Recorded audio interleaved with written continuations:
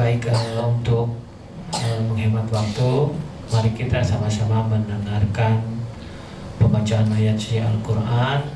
Mudah-mudahan bagi yang membacanya dan yang mendengarkannya, Allah memberikan pahala kepada kita. Amin.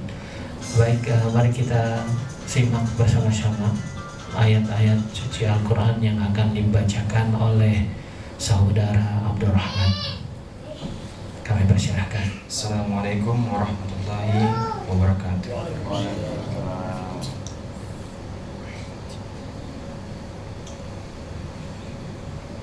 A'udzu billahi minasy syaithanir rajim.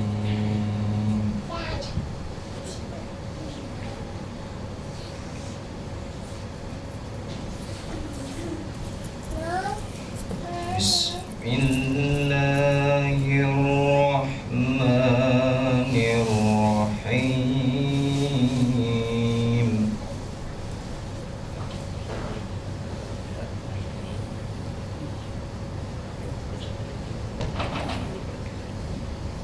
La uqsimu biyawmil qiyamah. Yuqal basaru wa khasafal qamaru wa jumi'a asy-syamsu wal qamar. Kalla la wazra ila rabbika yawma idzinil mustaqar. Allahu Akbar. Ini tentang kiamat. Ya. Mudah-mudahan dari ayat yang tadi dibacakan oleh saudara Abdurrahman menggetarkan hati kita ya tentang kiamat ini. Subhanallah, saya sampai kalau bahasa Sundanya meringkak bulu punduk Bu ya. Jadi merinding sini. Baik, untuk menghemat waktu, mari kita. Assalamualaikum warahmatullahi wabarakatuh. Alhamdulillahirabbil alamin. Wassalatu wassalamu ala rasulillahil karim Sayyidina wa maulana wa habibina wa syafi'ina Muhammad wa ala alihi wa sahbihi ajma'in. Amma ba'd. Yang saya hormati pada para petinggi atau pembina umat Islam Allah Subhanahu wa ta'ala, berkat hidayah dan taufiknya sehingga kita sempat hadir bersama-sama, khususnya saya pribadi dapat hadir di sini, dan saya sendiri juga karena ada amanah diundang membacakan khutbah itu ya, wasiat atau pesan-pesan ya kan? Yang tentunya berkaitan dengan ajaran agama kita, sekaligus juga ada kaitannya dengan aktivitas kita sebagai warga negara Indonesia yang hadir di Thailand ini. Di sini sebagian besarnya itu musafir, artinya berangkat dari tanah air ke Bangkok atau dimanapun saja di Thailand berada, itu tidak berniat untuk tinggal di Thailand, ya kan? Jadi hanya musafir. Musafir artinya berjalan, safar artinya berjalan, musafir. Tapi kita, karena konsep kita di Indonesia itu, kita mayoritas Sunni, maka kita tidak menganut sistem musafirnya orang Syiah. Kalau orang Sunni musafir, dia sampai di tempat tujuan, ibadahnya sama dengan orang-orang di tempat itu. Tapi orang Syiah, musafir itu karena dia menganggap dirinya musafir terus, maka salatnya bisa digabung-gabung aja kan begitu. asar, gabung duhur. Jadi bagi mereka itu hanya biasa 3 kali sholat dalam sehari. Subuh nanti, duhur asar nanti, maghrib isya gitu ya. Tapi kita tidak, karena kita ini mayoritas Sunni dan sejak dulu nenek moyang kita yang memasukkan Islam secara mayoritas di Indonesia adalah Sunni. Meskipun sebenarnya ada sejarah mencatat bahwa aliran yang pertama masuk adalah Syiah, tapi yang berkembang kemudian Sunni. Lahirlah kita ini muhajir dari Mekah ke Madinah. Ya. Dan ketika beliau sampai di Madinah tidak lagi kembali ke Mekah sampai dia wafat. Kita tidak boleh mengambil manfaat dari perjalanan kita, musafir kita. Karena kita musafir, maka semakin banyak rute perjalanan, semakin banyak pengalaman yang kita petik, yang merupakan pembelajaran bagi kita. Mungkin ada sesuatu yang bermanfaat di negeri ini bisa kita petik, bisa kita ambil, kemudian bawa pulang ke tanah air, kita laksanakan di sana tanpa mengubah identitas kita sebagai bangsa Indonesia, ya kan?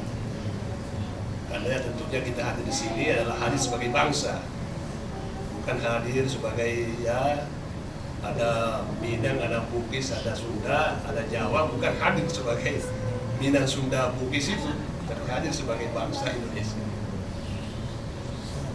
Bahkan mungkin juga kalau dalam makna yang secara luas, sebab saya kira tidak hanya orang Islam saja dan Indonesia datang ke sini, dari agama-agama lain juga, mungkin Kristen, Hindu, Buddha juga datang ke sini. Ya, kita datang ke sini bukan karena kesamaan agama, tapi kalau mereka kita berkumpul semua, tentu kita datang karena kesamaan sebagai bangsa. Ya. Ibu-ibu, bapak-bapak, dan saudara-saudara sekalian yang saya hormati. Jadi tadi saya sudah terangkan sedikit ya perbedaan antara musafir dan hajir. Dalam Al-Quran Tuhan berfirman, "Walladzina amanu walladzina hajaru wa jahadu fi sabilillah ulaika yarjuna rahmatallahi wallahu ghafurur rahim." Orang-orang yang berhijrah ya, ataupun melakukan musafir, wajahadu fisabilillah, dan mereka itu berjihad di jalan Allah, ulaika yarjuna rahmatallah wallahu ghafurur rahim. Mereka itu orang-orang yang mengharapkan kasih sayang Tuhan dan sayang Allah Subhanahu wa taala, wallahu ghafurur rahim, dan Allah Maha Pengampun dan Maha Penyayang. Jadi dalam perjalanan ini selalu ada unsur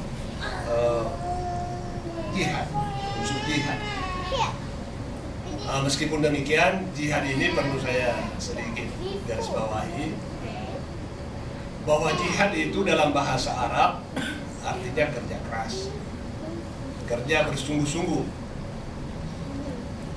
Tapi selama ini dalam waktu yang begitu lama, jihad seolah-olah dipahami sebagai perang.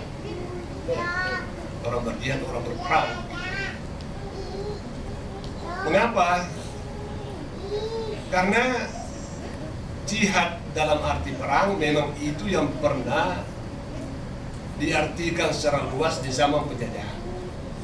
Karena waktu kita dijajah, ulama-ulama kita ingin membangkitkan perjuangan umat Islam yang mayoritas waktu itu menentang penjajah yang kebetulan beda agama dengan kita. Maka waktu itu kurikulum pendidikan mulai dari taman kanak-kanak sampai kepada ya, pesantren yang teratas, jihad diartikan perang. Padahal sebenarnya kalau dalam bahasa Arab perang itu jihad, tapi muqatilu fisabilillah, al-qital, bukan al-jihad. Al-jihad itu dalam artian luas kerja bersungguh-sungguh. Tapi kerja bersungguh-sungguh waktu itu yang paling sungguh-sungguh adalah berperang. Maka oleh ulama kita setiap menyebut jihad pastilah artinya perang. Tapi setelah kita merdeka, seharusnya jihad ini dikembalikan artinya ke arti semula, yaitu jihad bersungguh-sungguh membangun, bekerja keras. Jadi setelah kita ya merdeka dan setelah bapak-bapak hadir di sini, kehadiran bapak-bapak di sini, di ibu-ibu di sini adalah jihad, artinya kerja keras. Bapak kan diundang ke sini bukan untuk berperang, ya kan? Ya, boleh juga dia diberi arti jihad berperang, tetapi itu dalam konteks seperti hadis Nabi, jihadun nafs, memerangi hawa nafsu. Ya, jihad nafs. Jadi kita harus berjihad bersungguh-sungguh, memperlihatkan bahwa bangsa kita adalah bangsa pekerja, bangsa yang memang dibanggakan oleh bangsa lain untuk bisa menjadi, ya kalau di sini kan tenaga kerjanya bukan tenaga kerja sama dan Saudi kan. Kalau tenaga kerja Saudi ya di bawah SD gitu kan, kadang-kadang paling tinggi SMP dia punya. Tapi kalau di sini ya tenaga kerja Indonesia yang ada di sini ada S3, ada S2 kan begitu kan. Jadi istilahnya tadi teman kita DKI berdasi di sini. Ya kan? Teman kita. Nah, artinya kerja itu adalah ibadah kepada Tuhan.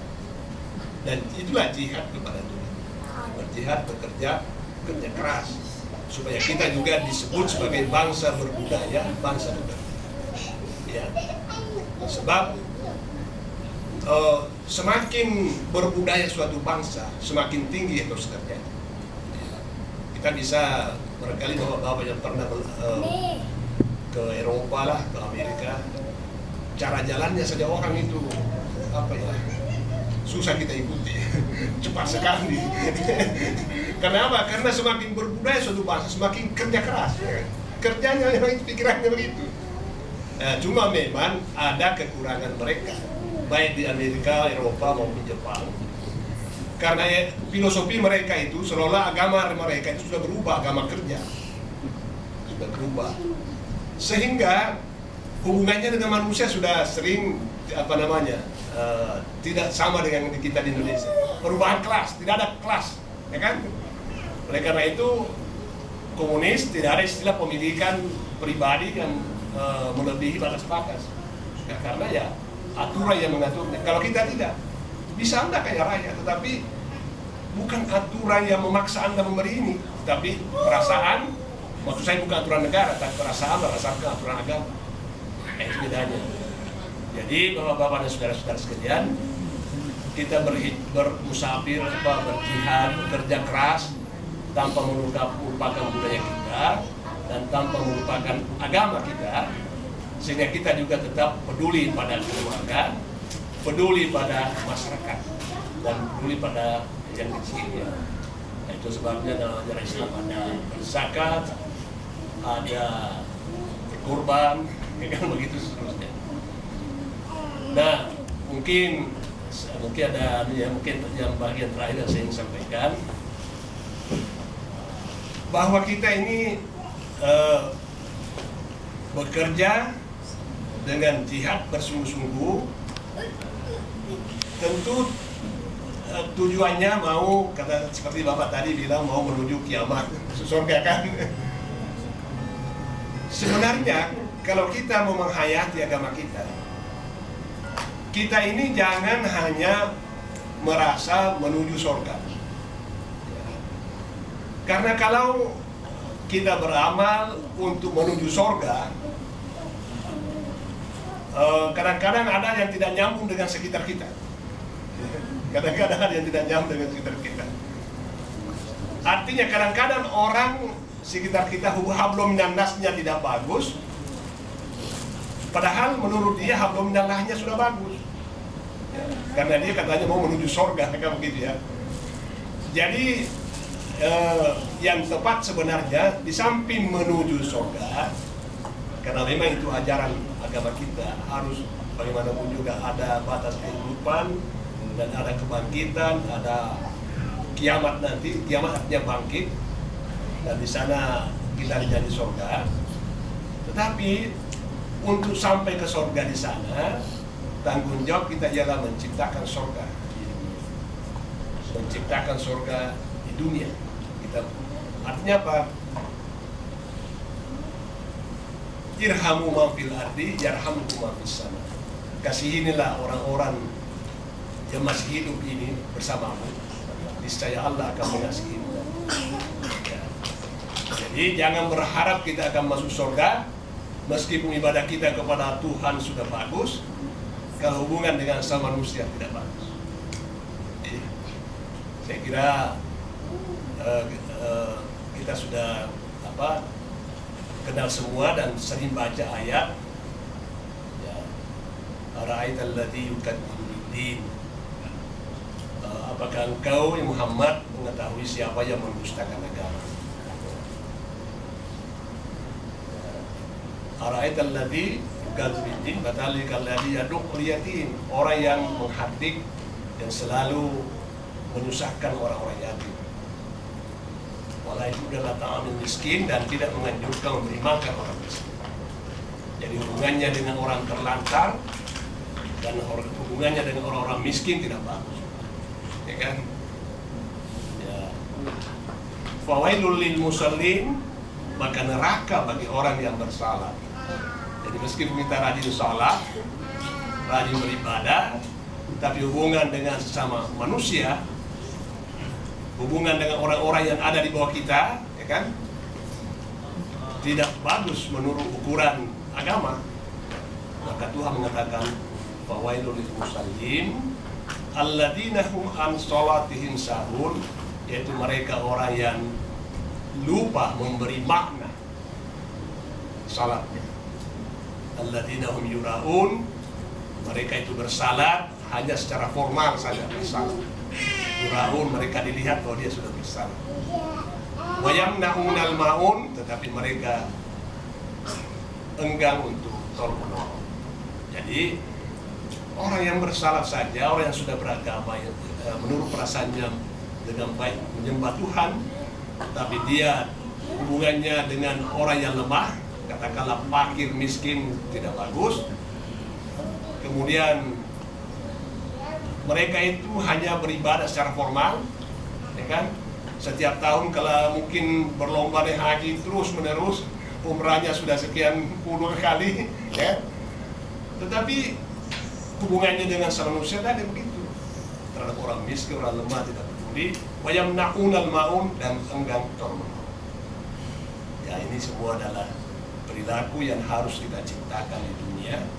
Maksudnya kita menciptakan surga kita sendiri dengan jalan hubungan dengan sesama manusia bagus, untuk menolong, terutama kepada kaum lemah, al-mustadafi dalam Al-Quran. Saya kira itu ya. Ya. Oh gitu. Oh nggak ada tanya jawab ya, nggak usah ya. Ada mau itu? Ya kalau ada dialog sedikit. Ada session boleh. Ya kita. Menarik memang tentang peradaban. Sekarang ini kan sedang perang peradaban, di mana Barat pertama komunis sama Barat dan Islam. Komunis sudah hancur, tinggal Barat dan Islam. 2 minggu lalu ya kalau nggak salah, pada saat pertemuan uskup sedunia, salah satu uskup yang dari Afrika itu memutarkan film tentang perkembangan Muslim di Eropa, sehingga hebohlah itu pertemuan uskup sedunia. Di situ disebutkan bahwa Perancis prediksinya 39 tahun lagi akan menjadi Republik Islam. Terus Rusia kira-kira 30 tahunan akan menjadi Republik Islam Rusia. Lalu Eropa posisinya hari ini nomor 9 di dunia penduduk Islamnya. Jadi perkembangan Islam sedemikian pesat. Lalu di Amerika itu setiap setengah jam satu orang yang sudah bersahadat. Di Eropa sendiri hampir setiap 20 menit satu orang bersahadat. Yang menarik, Barat mulai tertarik dengan Islam, sehingga mereka sangat takut Islam akan seolah-olah menjajah penduduk Barat, Sementara kita lihat di Indonesia, kita meninggalkan Quran, orang Barat meninggalkan agamanya, mereka akan maju. Indonesia meninggalkan Quran akan hancur. Contoh kecil, masalah merokok saja. Di Amerika, posisi di Indonesia saat ini sama dengan di Amerika tahun 90, di mana setiap orang merokok. Akhirnya mereka tahu bahwa rokok itu berbahaya, akhirnya mereka tinggalkan rokok sama sekali. Demikian juga Eropa. Nah, pertanyaannya, Indonesia ini sudah dikepung dengan media, di mana perang peradaban sebetulnya adalah perang media. Kalau menurut saya itu perang media. Jadi image bangsa Indonesia dijejalin apa-apa yang berbau Barat, seolah-olah itu yang terbaik. Padahal orang Barat mulai meninggalkan peradaban mereka sebelumnya. BNN kemarin mengeluarkan statistik pencandu narkotik bertambah. Tahun lalu itu sekitar 2.800.000, sekarang sudah 3.500.000. Kira-kira 10 tahun kemudian penderita narkotik di Indonesia akan naik menjadi 7-8 juta. Nah, pertanyaannya Pak, bagaimana ini memerangi katakanlah penyerangan media sehingga merusak pola pemikiran bangsa kita, sementara bangsa kita umumnya lebih senang dengan apa-apa yang berbau Barat. Jadi kita melihat bahwa peradaban di Indonesia mulai meninggalkan yang dulu diajarkan oleh para ulama, mendekati Quran, setiap maghrib itu ngaji di musola, sekarang sudah tidak ada. Nah, kira-kira bagaimana Pak membendung media yang sedemikian? Menurut Bapak, pendapat Bapak seperti apa sebaiknya? Bahkan ada mulai jam 4 itu sudah suaranya semua suara Islam.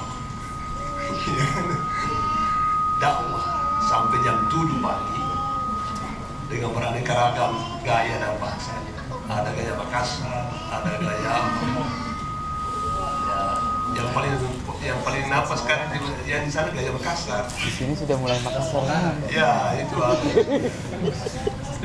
Jadi teknologi itu termasuk teknologi pers, Makassar juga. media. Itu tergantung pada orang yang memakainya dan orang yang menikmatinya. Nah, jadi tanggung jawab kita sekarang ialah orang tua, karena media ini masuk ke kamar-kamar, tidak bisa dihalangi itu kan. Ya, kalau seorang pendeta mau berdakwah di rumah kita mungkin masih bisa ditutup pintu, palang pintu bagiannya kan. Tapi ini kan media masuk tanpa bisa dihalangi. Yang bisa menghalangi adalah pendidikan orang tua. Ya, jadi untuk mengatakan media itu musuh bagi kita kalau tidak bisa kita lupakan. Ya, karena perkembangan dakwah Islam juga di mana di Eropa juga begitu, itu melalui juga media, ya kan? Arab Saudi berkembang dengan semua negara-negara Timur Tengah juga karena media, ya kan? Disiplin dan sebagainya. Muhammad Wahid merasa heran, apalagi dibandingkan dengan Mesir. Ya,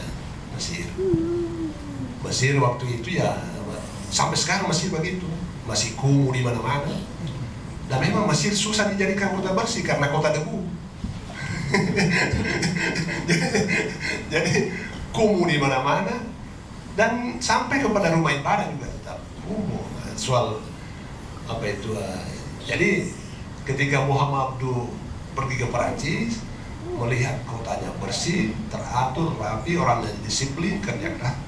Dia mengatakan Rayatul Islam dalam arah Muslim. Aku melihat di sini ada Islam, tapi ya. Jadi mungkin nanti menjadi negara dalam arti negara Islami, negara yang apa? Tapi orangnya mungkin meskipun mereka sudah meninggalkan dalam arti ibadah itu agama lama, tapi tentu belum bisa semuanya masuk Islam, kalau begitu kan secara fisik. Jadi kalau saya melihat secara fisik itu tidaklah akan terjadi 30 tahun semua negara Eropa menjadi negara Islam. Tidak. Tapi secara budaya, secara peradaban yang diinginkan oleh Islam, itulah tadi. Dia memang sudah menjadi muslim, kan? Dalam arti Islami, kehidupannya sudah Islam. Saya rasa tanggung jawabnya tinggi, ya kan? Saya mau beri sedikit gambaran. Saya di Belanda, rombongan saya nyewa bus 40 orang itu ya. Sopirnya namanya Maurice, ini orang Prancis ini. Ya, setelah jam 7 pagi kita sudah siap-siap semua. Kita ini belajar disiplin juga kan. Jam 7 pagi harus siap bebas. Ini Maurice masih merokok atau apakah di kafe itu. Nah ini kan barang sudah mau kasih naik. Nah, saya ngambil tindakan, saya coba-cobalah di mana pintu anunya ini bagasinya. Saya dapat tarik keluar, wah terbuka. Semua teman gembira, ramai-ramai masuk barang semua. Dari teman-teman saya dipuji karena saya dianggap, wah ini bapak ini baru lihat bus begini sudah ahli juga ya. Wah, masuk barang, tutup. Apa yang terjadi? Terjadi sopirnya marah, dan saya dimarahi. Turun semua. Jadi semua itu barang-barang diturunkan kembali. Setelah itu naik semua. Ya kita naik, dia yang angkat naik semua, barang sendiri. Jadi artinya seorang sopir tanggung jawabnya besar. Dia tidak mau dibantu. Sudah dalam jobnya bahwa sopir itu menjalankan tujuan dan menaikkan barang. Menaikkan barang tidak perlu diganti. Coba. Tapi kalau kita di Indonesia kan gembira itu sopir kita kan. Nah ini satu persoalan. Membuat sopir kita bertanggung jawab seperti ini, berapa tahun baru bisa di Indonesia? Tidak ada. Jadi memang peradabannya sudah terasa tanggung jawabnya besar pada kerjanya. Jadi mereka itu disiplin karena rasa tanggung jawab. Dia tidak mau ketahuan oleh bosnya bahwa yang menaikkan barang di sana adalah penumpang. Jadi semua diturunkan, baru dia sendiri yang menaikkan barang satu persatu. Ya, kita bisa katanya melakukan itu kalau ada perintah dia, tapi kalau tidak ada perintah dia jangan. Nah ini Pak, jadi apa yang Bapak katakan bahwa Islam di sana akan berkembang, ya memang Islam dalam arti ajaran. Dalam arti apa? Karena itulah ajaran Islam sebenarnya. Nah, tapi kita melaksanakan itu, tanggung jawab melaksanakan. Padahal kullu ra'in wa kullukum ra'in wa kullu ra'in mas'ulun an ra'iyati. Tiap-tiap kamu adalah pemimpin, ya kan? Dan kamu harus bertanggung jawab pada apa yang kamu pimpin. Jadi dia karena dia pimpinan mobil, dia bertanggung jawab pada mobilnya, kan? Termasuk menaikkan barang. Itu dia sudah amalkan hadis ini. Sementara kita di Indonesia belum amalkan. Nah jadi memang bahwa betul bahwa kita ini tidak bisa maju-maju karena agama kita hebat, tapi kita tidak amalkan. Kita tinggalkan agama itu. Nah jadi yang penting bagi kita pertama ialah tetap memelihara tradisi kita untuk beragama, dan sedikit demi sedikit kita berusaha mengamalkan apa isi agama itu. Mungkin kita batasi 5 menit lagi deh. Iya. Mungkin nanti Pak Hamka mau istirahat juga. Ada Pak Ibu-ibu dari